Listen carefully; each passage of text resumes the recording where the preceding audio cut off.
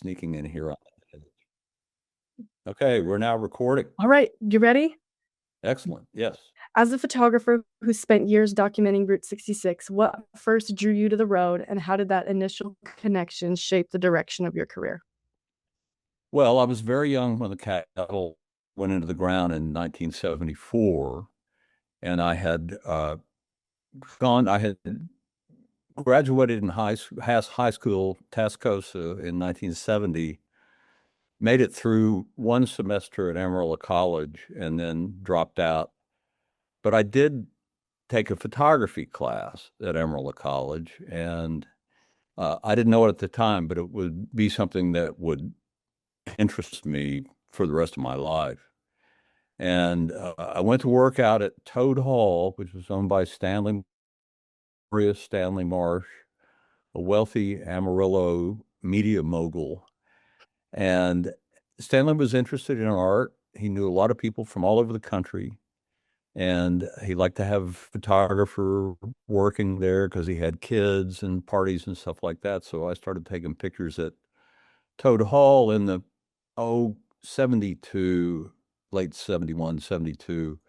Worked there for several months and then uh, gave it up and went to work for a sheetrocker and hung sheetrock for a month. No, not a month, 6 months. And I got real tired of that. So I got back into photography. I bought a whole bunch of equipment from a guy that used to own or he actually is the head of the Amarillo Photographic Society. And it sort of got me started working in the darkroom, different format cameras. And then I went back to work for Stanley Marsh. And in the spring of 1974, these three artists known as the Ant Farm came to Amarillo. They had made a proposition to Stanley if he would provide land and help fund the Cadillac Ranch. They had this vision of planting 10 Cadillacs at a very specific angle. And ultimately, for them, the significance of it was that it was a timeline of the Cadillac Ranch or the Cadillac tail fin, which the first one was in 1949 and the last one was 1964. So within that time frame, they changed the style of the tail fin 10 times. So they had to go find 10 Cadillacs that they could afford on their budget to bury in the ground and immortalize for all time. Yeah. Oh, wow. Through your now my next question, through your photography of Route 66, how does your work oh, how do you work to preserve the culture, people, and disappearing landmarks along the historic highway? Sorry. Uh, Do you want me to repeat that question? Sorry. no, it's okay. It's okay. Well, I was invited by the people that made the film Yeah. or made a film about Route 66 on the 100th anniversary. And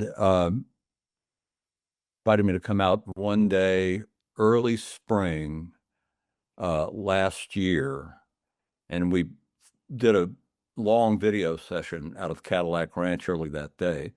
And I had never really thought about Cadillac Ranch in the context of Route 66 Yeah. as a part of that larger theme. But the guy who was directing the the film we were working on was a very accomplished film director.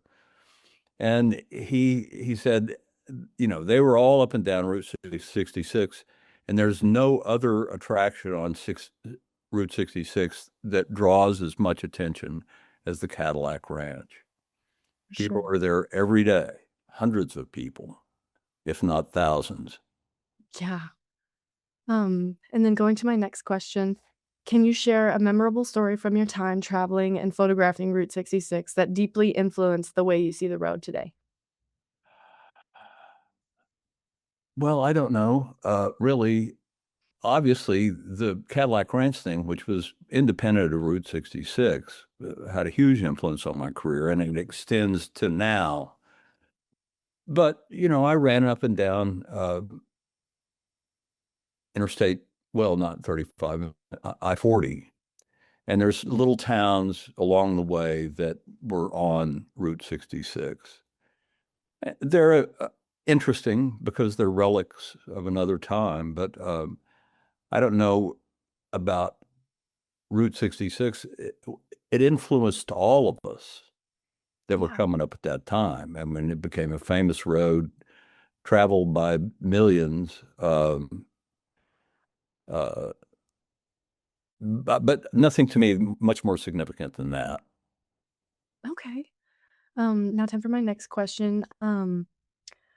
In what ways do you think your images have contributed to keeping the spirit and history of Route 66 alive for new generations? Well, I think uh, in my very limited contribution to that, probably quite a bit. We had a big show of Cadillac Ranch pictures at the Amarillo Museum of Art in June 2024, which was the 50th anniversary of the Cadillac Ranch. The place was packed. The show was up for 3 months. The museum was very happy with the number of people that came to see the show.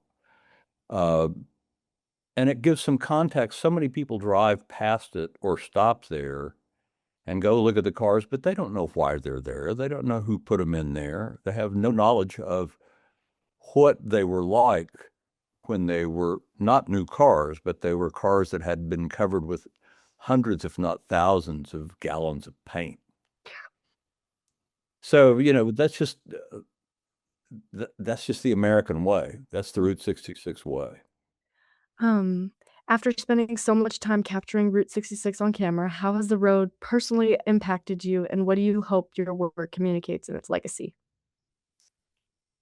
But again, my influence is all has to do with the Cadillac Ranch and however much of a part it is of the larger Route 66 story, it's for somebody else to know. But it was something that I didn't, at the time that I shot them as a young man, I had no idea that this project would have the staying power that it has.